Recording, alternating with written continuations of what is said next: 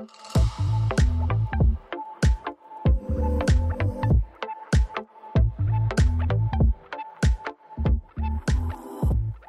Hello, and welcome back to the Mindset Check podcast. I'm your host, Misha McKittrick. This is a podcast where we believe that as you take time for a mindset check, you have more power than you think you do. And where we also believe that a true mark of maturity is learning about and taking responsible for your energy. We're going to jump into that today. It is so juicy. It is so good. Before we do, I want to remind you we're in season 3 of the Mindset Check podcast, where we learn all kinds of things about how our internal state affects the outer state of the way that we live. And that is so much of what today's episode is about. I cannot wait. If you are new to the Mindset Check podcast, we do have previous seasons where we walk through all kinds of fun stories and where I share with you in raw and vulnerable ways things that happened in my youth, things that I went through as far as getting pregnant at a very young age, going through a rocky relationship, grief and the loss of a child, and all kinds of really deep and engaging stories. We also go over things that have to do with my current husband's side of the story, including a very tragic death that happened by suicide in his own family. And so we've covered a lot of really, really great topics that hopefully we've done justice to, right? But that's the invitation, that if you're interested in the way that we talk about any of those things, those episodes are all there for you and you can go back and listen. And one of the things that we're doing in season 3 that I want to remind you of, because I just love hearing from you. And I love also knowing what you want to hear about. And so I've created this thing called Hey Mish, where you can reach out and just say, Hey Mish, I actually want to talk more about what it means to get help from heaven. Or Hey Mish, I really want to talk more about what does it even mean when you talk about neural pathways and how being at the end of one, can signal fear in our bodies. Right? So stuff like that maybe there's things that you're curious about that maybe we mention and I don't realize that we kind of don't dive into it enough. And I would love to hear from you about those topics, anything really that you think kind of goes in line with the show, or that you might have heard me mention that you also want to hear more of, or, even better, something from your personal life that you are up against, and what are the ways that we can offer, insight and love around how to navigate through that. So if you want to submit a Hey Mish, you can do it and let your name be known, or you can do it anonymously. You can send me a voice note via email at hello@myfriendmisha, or you can type something up that I read on the podcast and also send that to hello@myfriendmisha.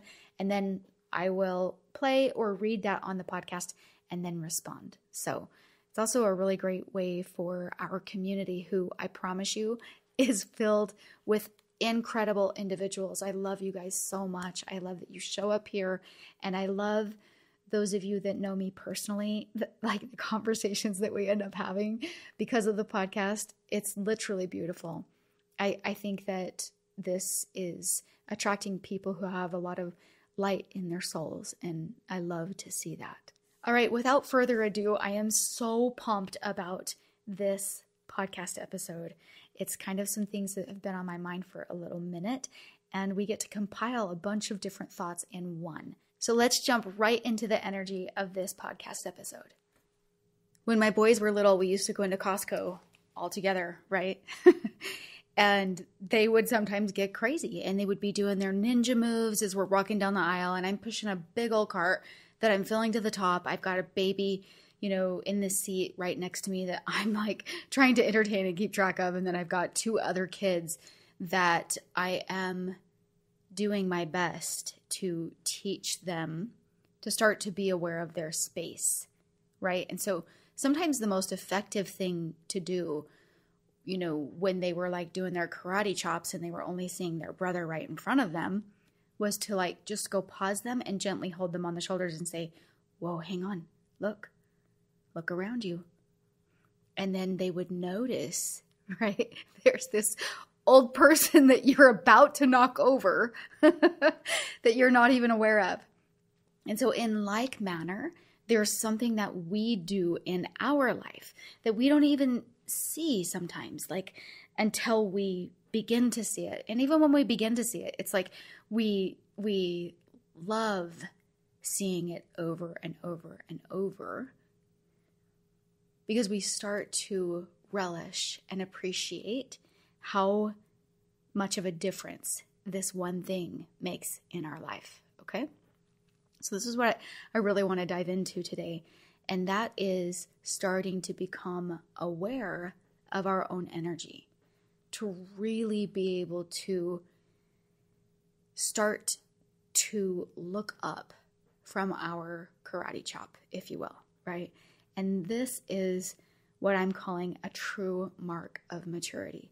This is, there's that time that you walk into Costco with your kid and you no longer have to remind them of the environment around them, to like still be playful and still do all the things, but like be watchful. Like, what are you doing and what being aware, right? And so this episode is this loving and infectious and powerful reminder that your energy is your responsibility. There's a quote I love by T. Harv Eker, and it says, "Energy is contagious. Either you affect people or you infect people." And the nerd that I am in the arena that I love to study, there are so many people who talk about this concept. And so one of the things that I thought would be kind of fun is to bring some different voices in so that you could hear the different voices of people and helping us to start to be responsible for our energy, right? And so the first person that I want to start with is Brenda. Brenda Winkle was on the podcast a few months ago, and there's this little clip of her talking to us about becoming aware of our energy. Let's listen. And doing it in the proper ways. It comes back to personal responsibility. Great. Are you showing up with having done your work? Mm-hmm. Are you tending to your own alignment, to your own vibration first? And if you are, then enjoy the energy around you. If you are not, you are sucking someone else's energy. Like if you come in and you're down in the dumps and you're depressed and you've done nothing for yourself, you haven't meditated, you haven't gone for a walk, you haven't moved, you're not hydrated, you haven't eaten well, and then you go to somebody and then you start to feel better, you're being an energy vampire. Oh, I loved Brenda walking us through that. I loved that conversation and her strong words, even helping us to check ourselves, right? Helping us to say like, oh, wow, like our energy really is important, and it's starting to become aware of what we are bringing into the room with us, right? You guys know what it's like when someone walks in a room, especially when they have energy that it's wildly swinging to either the positive or the negative, right? However you want to define that, whatever that is for you. If somebody walks in and lights up a room, that is a normal expression that we hear, right? Or someone comes in and all of a sudden things are more light and happy. And then sometimes somebody can walk in and it's like, wah, wah, party's over. You know what I mean? And so just starting to become aware of who we are and what showing up in a space looks like for the other person or people that we're showing up with. So that's like a little teaser. Now I want to dive into some of my heart math training, right? I'm a registered heart math technician. And through some of my training, I have learned so many amazing things around this topic and how important it is for us to be responsible for our energy.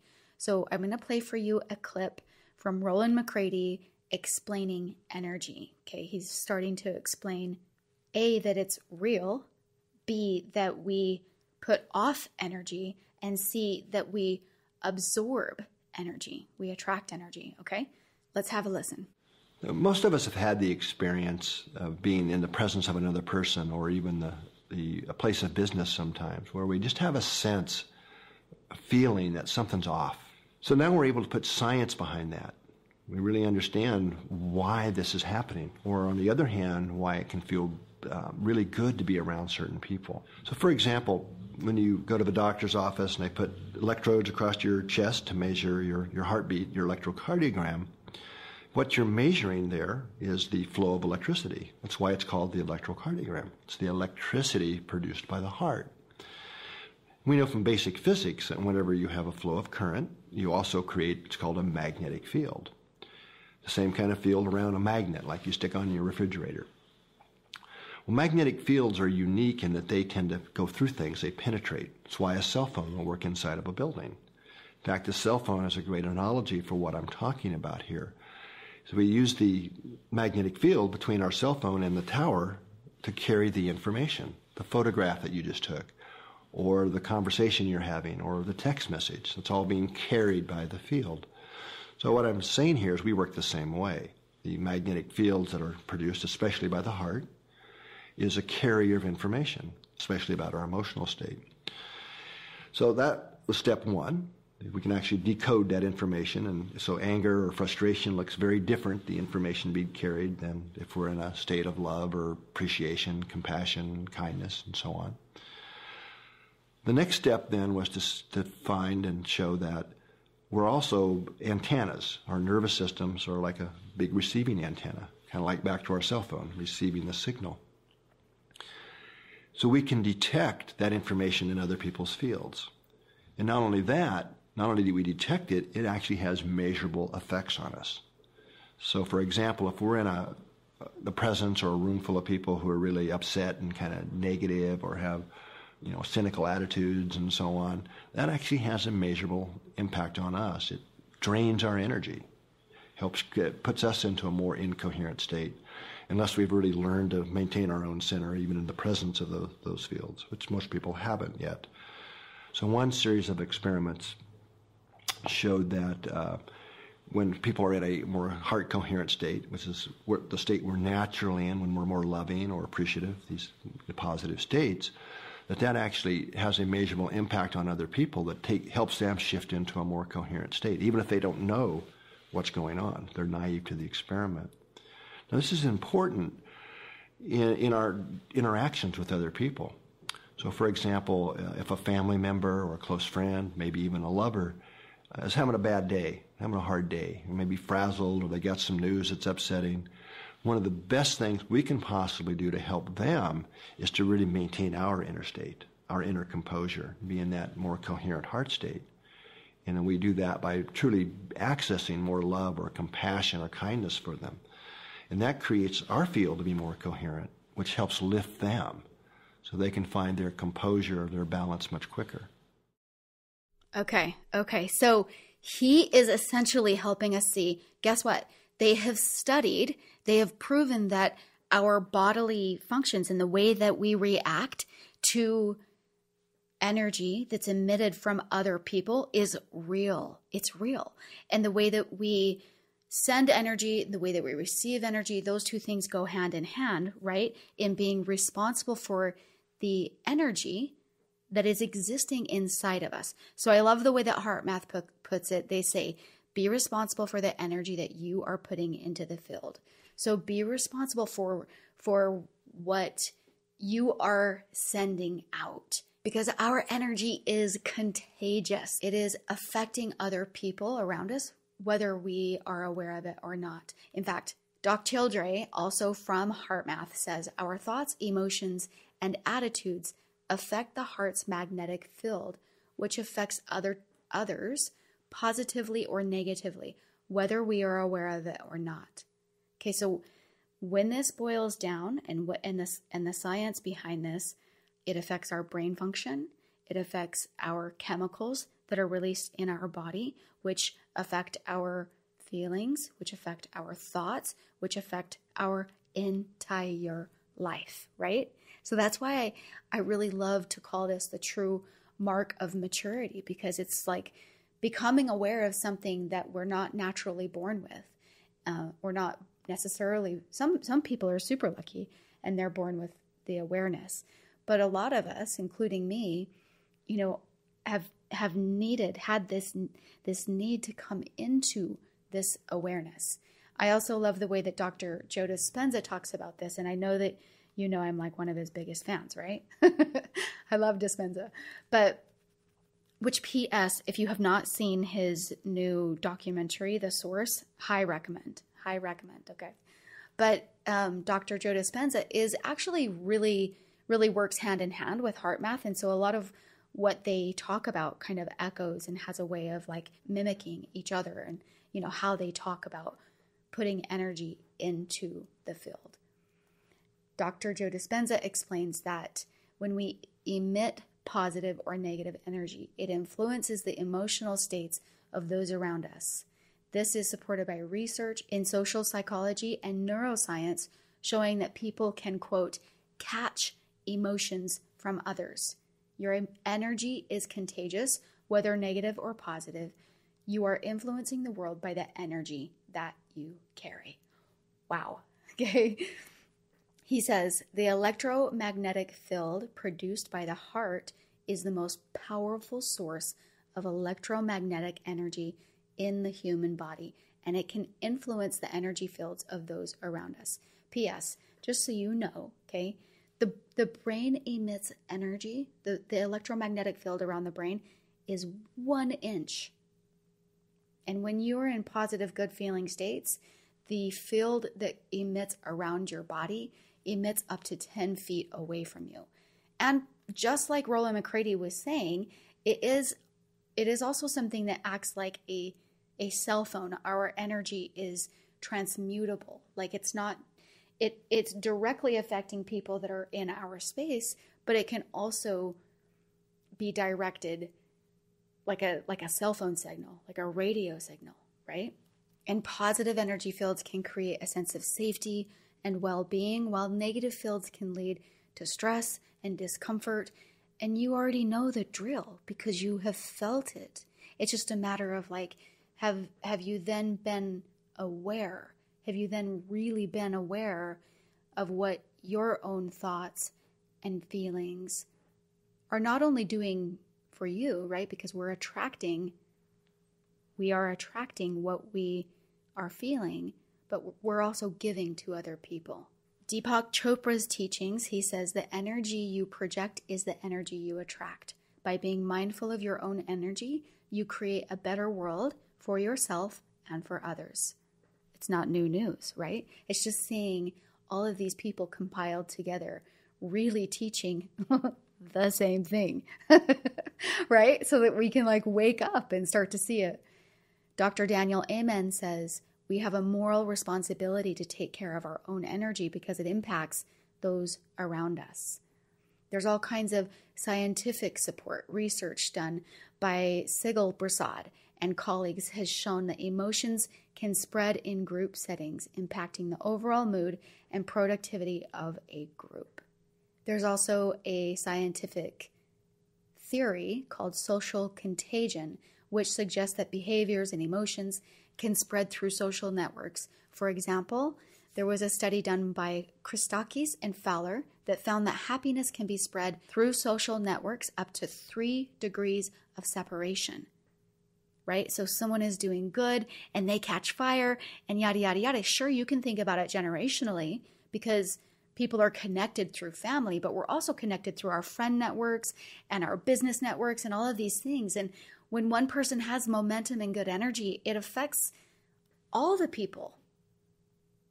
It's incredible. It's such a fascinating, like how deep this really goes. Sure, it's really like easy to know that when you walk into a room, and you're ticked off and you're not doing anything about it, you're just letting it roll. Like you get it that the people that are right by you are going to feel it, but this is so much deeper. Next, I want to play you a clip from Wayne Dyer, and he also quotes, P.S., one of my very favorites, okay? One of my very favorites, and his name is David Hawkins. So let's listen. The last thing the counselor at the wilderness camp said to her was, remember at all times that what you think and what you do affects other people. This is true even beyond the impact we have on our friends, family, neighbors, and coworkers. I believe that we impact all of humanity. Thus, as you listen to this section, keep in mind that what you think and do affects all other people. In the book I mentioned earlier, Power versus Force by Dr. David Hawkins, he writes, quote, "In this interconnected universe, every improvement we make in our private world improves the world at large for everyone. We all float on the collective level of consciousness of mankind, so that any increment we add comes back to us. We all add to our common buoyancy by our efforts to benefit life. It is a scientific fact that what is good for you is good for me," unquote. Dr. Hawkins has backed up his remarks and conclusions with 29 years of hard research, which I invite you to examine if you're so inclined. I'll briefly summarize some of these conclusions and how they relate to the impact you have on others when you're connected to intention. In essence, every single person, as well as large groups of people, can be calibrated for their energy levels. Generally speaking, low-energy people cannot distinguish truth from a falsehood. They can be told how to think, who to hate, who to kill, and they can be herded into a groupthink mentality based on such trivial details as what side of the river they were born on, what their parents and their grandparents believed, the shape of their eyes, and hundreds of other factors having to do with appearance and total identification with their material world. Hawkins tells us that approximately 87% of humanity calibrates at a collective energy level that weakens them. The higher up the ladder of frequency vibration, the fewer people there are in those high levels. The highest levels are represented by the truly great persons who originated spiritual patterns that multitudes have followed throughout the ages. They're associated with divinity, and they set in motion attractor energy fields that influence all of humankind. This is very important information for you to be aware of, that just raising your energy level can impact those around you in a profound way in this world, and we need more and more people to connect to intention. Can I get a what? Right? That is so profound. And I love how he refers to our capacity, that when we have good energy, that it allows us to think, that we actually are being told what to think when our energy is low, right? Wow, blows my mind. And he goes into more research about how a person in these higher elevated states, like these higher vibrational states, how they actually positively affect so many people in the world. And it was just a little bit more like intricate, but I thought I should mention it because there is so much research that goes very, very deep around this topic. And for me, that feels very motivating for me to want to keep my energy in line and very high. Eckhart Tolle, he said, "Your inner state determines your outer reality. By transforming your inner energy, you transform the world around you." That is literally like a mantra of my business. I absolutely love the idea that when we get clean with our inner state, that the things around us automatically fall into place. I love having watched that in my clients' lives. And for me, there's just nothing better. There's nothing better than coming into that space of awareness, cleaning up the energy, and then just watching life unfold in the most beautiful and gorgeous ways. There's this woman that I've met. Her name is Preetaji, and she and her husband wrote this book called The 4 Sacred Secrets. And the way that they talk about, keeping your energy is they basically say that there's only 2 states that you can live in, right? And that is you are either in a beautiful state or you are in a suffering state. And they go through all the ways that our life is different because of the states that P.S. we choose. We think that it's because of the circumstances of our life, but it's not. It's really about the focus of our life. It's really about what we choose to focus on or obsess over, truthfully, right? And the ways that we allow something to, dwell inside our breast, if you will. So there's this quote from their book that I love because it feels so encouraging to me. She says, according to neuroscientific research, the circuits that you don't engage in your brain begin to wither away. Referring to like if you're not being positive, right? But then she says, the good news is that thanks to the magic of the human brain, the neural circuits that support a beautiful state can begin to form in minutes. If you nurture them, you will have a brain that effortlessly experiences beautiful states regardless of what is happening in your life. Regardless of what is happening in your life. And how incredible that what it really takes is just checking into good thoughts and good feelings. I've told you about the snowball effect. I repeat it often.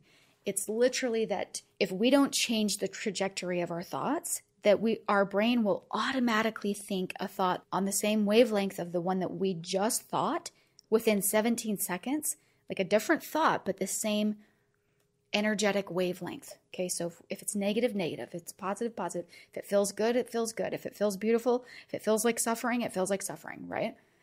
And really it's what we decide to check into. And so I love the whole idea and the thought of us becoming responsible for this energy that we are existing with inside of our heart and allowing ourselves to see that it really is like when you throw a rock in a pond and the ripples that go out from that spot that you threw the rock in, it is just like that in our lives. So I want to play the next clip for you. This is Rollin McCraty, and he's essentially talking about, the what to do when you notice that you're off a little bit, right? When what you're putting into the field is off. Just ask yourself, what am I feeding the field? And if you find you're maybe feeding the field vibrations of frustration or impatience or fear, etc., take a few heart breaths. Just breathe through the area of the heart and then make a shift, and activate feelings of appreciation or compassion or kindness and radiate those into the field. So simple, right? So easy. But here's the thing. The real truth is becoming aware, we always talk about, is like a number one first step, becoming aware. So starting to ask yourself, becoming aware through this conversation we're having, becoming aware. And you know what? The thing is I think that the more that we become aware, the more we become aware. Does that make sense? So in other words, the more you find, the more you will be shown like, oh, and then there's this too. But it becomes less and less scary and more desirable to want to see the ways that you're contributing to the field. Because what we're really doing is when we're putting out those negativity and those thoughts, is we're actually casting a great big repelling magnet to the things we actually want in our life. So when we get really clear that our own human behavior is something that's been taught to us, we've been, or modeled for us, or whatever it is, and that it's kind of our job to unpack it and start to put a new puzzle together of the way that we want life to look, then it becomes like you start to invite, like, let me see what I don't see so that I can act accordingly and clean it up, right? To live in that beautiful state, to be aware of the love that I'm giving and the places where I can improve that. I love what Brenda talked about with like just taking care of yourself, really just making sure you're hydrated sometimes is the core of the issue, right? Something like that, making sure you have enough sleep, making sure, right? All of those like kind of just very basic things. Taking care of yourself can do a lot for the way that you keep your energy. And then, when I started in the arena of heart coherence, I started to become more aware of when I would dip. Because heart coherence asks you to feel these good feelings. It asks you to also meditate, which meditation is amazing because meditation alone increases the gray matter in your brain regions. And these regions are responsible and involved in learning and memory processes and emotional regulation and all of these different things that provide the tools that you need to be able to see in the moments that you need to see. Okay, so let me pause for just a minute and tell you about a story. I'll come back to my experience with HeartMath, but I want to tell you a story about one of my clients. And she had reported back to me after she had been doing the work that we do in the Power Up course and really starting to become aware, and through the meditation and all of those things. She said it was Thanksgiving and her son came in and she was extremely already at a state of having a lot asked of her, right? A mom at Thanksgiving. I don't even need to list the things. And her son comes in and whatever it was that happened, she said, I cannot believe it. Like, normally I would have reacted to the way that he was being to me. And then it would have caused this whole great big thing, And she goes, it was like time paused. And I literally had the ability to approach it completely different. It was like it was just given to her, like this gift in a moment. And that is it. That right there, that one experience, we could just like close the show down right now. Because once you really start to get and understand that practicing the mindfulness, practicing the meditation, starting to feel the good feelings, those are all deposits into the bank account of how we create our own internal state in ways that help us manage our energy. So back to the story about when I started Heart Coherence, and what I would start to notice is I started to feel these really big feelings in my chest. Like I felt, okay, for lack of a better way to say it, like this is like you're on drugs in a good way. Okay. Like these feelings of euphoria and these beautiful feelings in your chest, and your chest is just like alive and awake and you're just, all the time. Okay. And then you're walking around like that majority of your day. And then the moment that you slip into some kind of old pattern, and I distinctly remember I was getting in my bed and I started to complain about a family member. And boom, guess what happened? That entire feeling inside of me evaporated just like that. It was gone. And I was like, oh my gosh, I get it.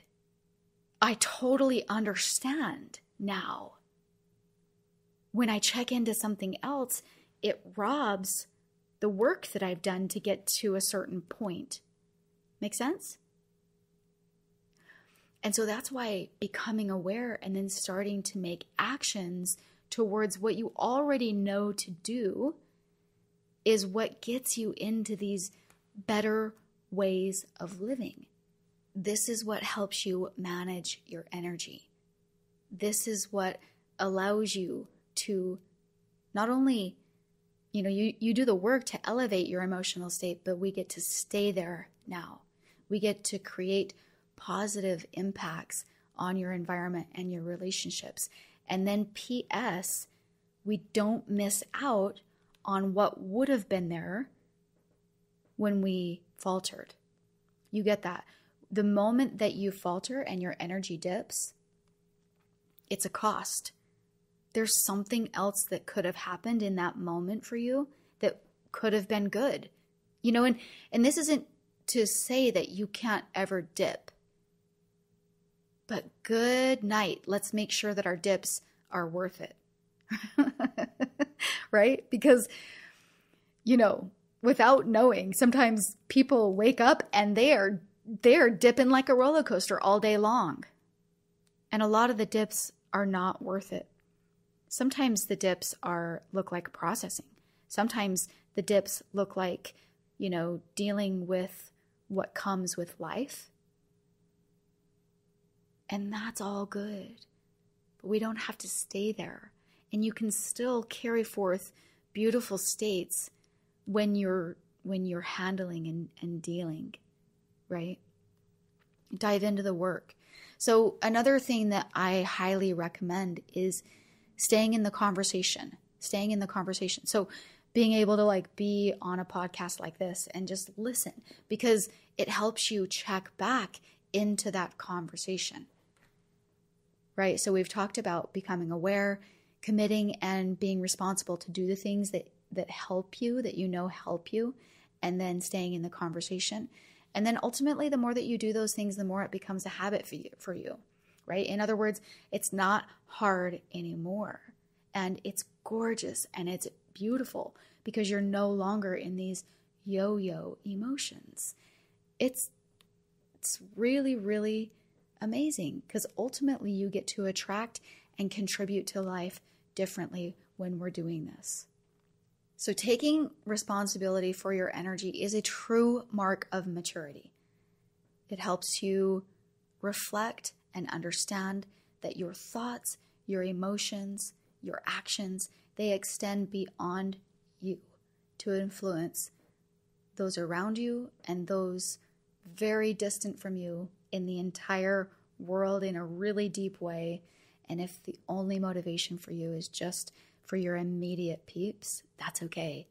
Hopefully you can see that when we take responsibility for our energy, that we have more power than we think we do. I hope that you feel absolutely charged from this episode. If you are interested in elevating that state, if you're interested in stepping into a different energy, if you're interested in what it looks like to live in a beautiful state, to live in an elevated emotion most of the time, then I highly recommend that you learn heart coherence. And in case you don't know, I have a course that so easily walks you through it. It is a breeze. When you connect with your heart, you connect with elevated emotions and you project positive energy outward. Like not only are you changing your internal state, you're projecting it outward. And then guess what? You attract that right back to you. Heart Math Institute says heart coherence is a state of optimal functioning where the heart, mind, and emotions are aligned and in sync. This state enhances our ability to think clearly, be creative, and make better decisions. Heart coherence automatically allows your heart and your brain to work harmoniously, leading to improved mental clarity, emotional stability, and physical health. I promise you, your life will be better if you learn heart coherence, if you learn how to feel elevated emotions on a regular basis in a way that makes your heart literally feel like it's growing, like it's emanating and trying to like almost escape outside of your chest in the very best way. It is such an incredible feeling. So I'll leave a link in the show notes for the place where you can go to find more information about HeartSync. You can always DM me and reach out to me on Instagram. That's at myfriendmisha. And you can also send me an email at hello@myfriendmisha.com. Also, you can just go straight to the website, which is myfriendmisha.com/HeartSync. And you'll see some things there that just kind of help you check into all the benefits of heart coherence and the HeartSync course and what to expect and what you will be able to receive by jumping into a very simple, easy to do 6-week course that helps you see all of your possibilities with heart coherence. And also you get like 20 meditations in the course. So super worth it. Super worth it. So go check that out. And honestly, thank you so much for jumping into the energy of this podcast with me. It just absolutely fills my whole heart, my whole soul. I love it so much. I'm going to leave you with a quote by Joe Dispenza. He says, by changing your thoughts, emotions, and behaviors, you can change your energy and consequently your life and the lives of those around you. Until next time, my friend.